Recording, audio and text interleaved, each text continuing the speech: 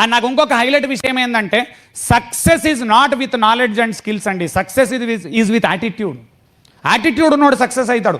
దానికి open example చెప్పానా, మా ఫ్రెండ్ రాజేందర్ రెడ్డి ఆయన కొడుకు, వాడు గ్రేట్ స్టూడెంట్ కాదండి అరోరా డిగ్రీ కాలేజ్లో, he is a decent pass out అంతే నార్మల్గా.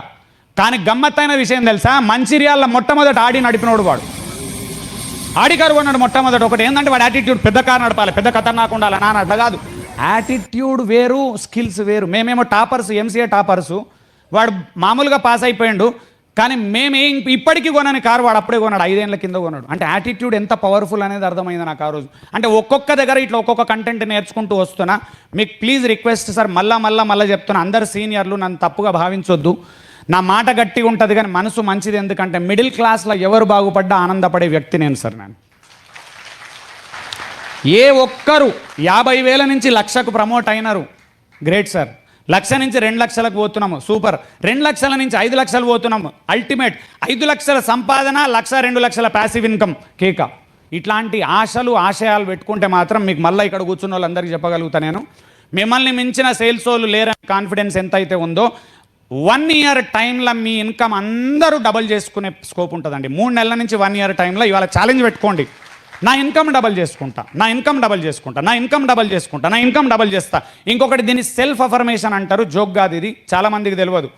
అండ్ మీకు మళ్ళీ చెప్తున్నా, మీరు ఎంత ఇన్కమ్ సంపాదిస్తారో నాకు తెలియదు, మిమ్మల్ని అందరినీ బీట్ కొడతాను నేను ఏ యాంగిల్లో కూడా. ఎవరు నన్ను టచ్ చేయలేరు, దాటలేరు నన్ను. మీకు ఇప్పుడే ఛాలెంజ్ చేస్తున్నాను నేను, అందుకే అంత కాన్ఫిడెంట్గా మాట్లాడుతున్నా.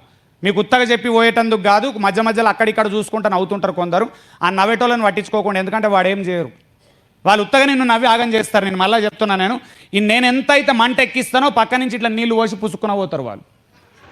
మీకు ఇక్కడే జరిగే విషయం చెప్తున్నా నేను. ఈ 2 గంటలు వాగి పోగానే బయటకు పోతాం కదా మీరు అందరూ, బాత్రూంలోకి పోతామో లేకపోతే అన్నం తినడానికి పోయి ఇట్లా పోతుంటే సీరియస్గా విని ఎక్కించుకున్న వాళ్ళకి ఆయన ఉంటాడు, ఆయన లోపల నుంచి వైబ్రేట్ అవుతుంటాడు, ఏమన్నా చేయాలి వీడు ఖతర్నాక్ చెప్పిండు, ఏమన్నా చేయాలి వీడు ఖతర్నాక్ చెప్పిండు, ఏమన్నా చేయాలి వీడు. పక్క నుంచి ఒక ఆయన వచ్చి ఇట్లా చేయి పెడతాడు, ఎన్ని వినలేదురా ఇట్లాంటి. వాడికి ఒర్రెతందుకు పైసలు ఇచ్చిర్రు, మనకేమొస్తుంది. నేను నా 2 గంటలు ఇట్లా పిన్ను పట్టుకొని పుసుక్కున గుచ్చి పీకుతాడు ఆయనతో. అట్లాంటి దరిద్రుడు నీ పక్కన ఉన్నంత కాలం నువ్వు బాగుపడవు. మీకు ఛాలెంజ్ చేస్తున్నాను. నువ్వు మీకు మళ్ళా చెప్తున్నా, హల్లా కూర్చున్న వాళ్ళందరికీ, నా మాట వింటవా వినవా అనేది రాత్రి పోయి నువ్వు ఆలోచించుకో, కానీ పక్కన మాట వినకు. నా మాట వినకు, వదిలేయి. గంపసారిది వింటావు విను, ఆ సారిది వింటావు విను, విజయకుమార్ సారిది వింటావు విను, ఇంకెవరిదైనా విను, ఫ్రెండ్ది. నాది విను మా నాన్న, కానీ నాది వింటా అన్నప్పుడు మాత్రం పక్కోళ్ళు ఇట్లా కూర్చోడు అలవాటు చేస్తారు, వాళ్ళది వినకు.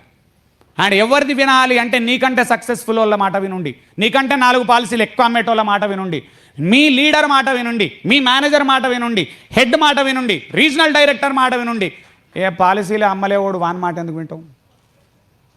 ఖచ్చితంగా మీటింగ్కి వస్తాడు, ఎందుకు తెలుసా? ఆయనకు టైంపాస్ కాదు ఇంట్లో. ఎందుకు? ఇంట్లో ఉత్తా కూర్చుంటే పెళ్ళాం తిడుతుంది ఆయన ఇక్కడికి వస్తాడు, ఇక్కడికి వచ్చి నిన్ను ఇట్లా కూర్చిపోతాడు. అట్లాంటి వాళ్ళ మాట అసలే వినకండి. ఎందుకంటే 20% of the people 80% of the sales చేస్తారు.